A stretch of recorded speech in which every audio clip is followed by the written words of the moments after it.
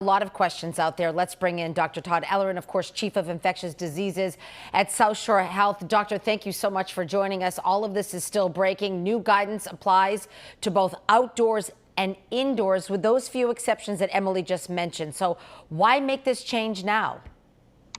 Right, Maria, this is such good news. Look, over the past couple of weeks, a number of things have happened, right? Cases have dropped by a third. We're now at one of the lowest points with cases for the first time under 40,000 a day. Deaths are 600 a day. Still way too high, but we haven't seen those low levels in over a year. Also, there's more availability of vaccine. We just got great news from the CDC. They recommended the adolescents 12 to 15 are going to be able to get vaccinated as of today. Real-world effectiveness studies have shown that this vaccine really works in Israel, in the UK, in the United States. Also, a recent publication that just came out in the New England Journal says these vaccines are also working against variants.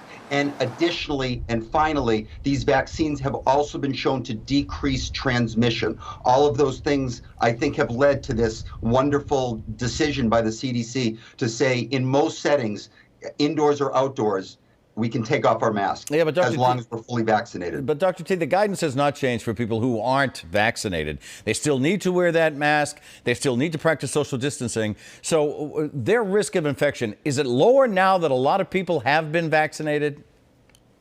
Well, it's true. You're bringing up the great point about the fact that if you're surrounded by people who are vaccinated, then you're going to protect those who are unvaccinated as well. But still, as you know, this is a tricky, a deceptive, and an unpredictable virus. So we still want people to try to roll up their sleeves as soon as possible and take the vaccine. So let me ask you this question. Are you comfortable now referring to COVID-19 as a preventable disease? I really am, Maria. I mean, these vaccines are that powerful. They're reducing the risk of infection. That means virus in the back of our noses. They're reducing the risk of transmission.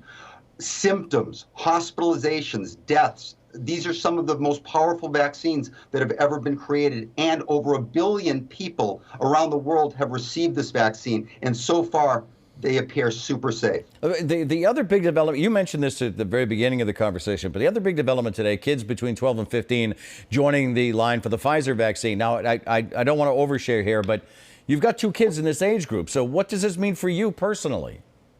Well, let me tell you personally, Brett is 12, Ruby's 15. It's Brett's birthday on Saturday. For Brett's birthday gift, I'm bringing them both to get vaccinated. I'm excited, but more importantly, they're excited. Why? They want to go to camp and be as protected as possible. They're excited about getting into class in the fall and being protected. So even though we know that schools are safe and, with masking and the distancing, what's wonderful is that now we really have that protective shield by taking the vaccine. So when you bring them to go get vaccinated for their birthday present, I hope there are other things, but that's okay. We can talk about that after. You understand the science. How are you telling your decision to your kids? How are you explaining this to your kids and to other parents?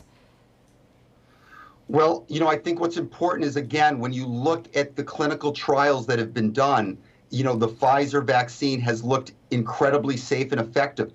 18 cases in the unvaccinated group, 0 cases, 0 COVID cases in the vaccinated group. I mean, that cannot be, concluded by chance alone.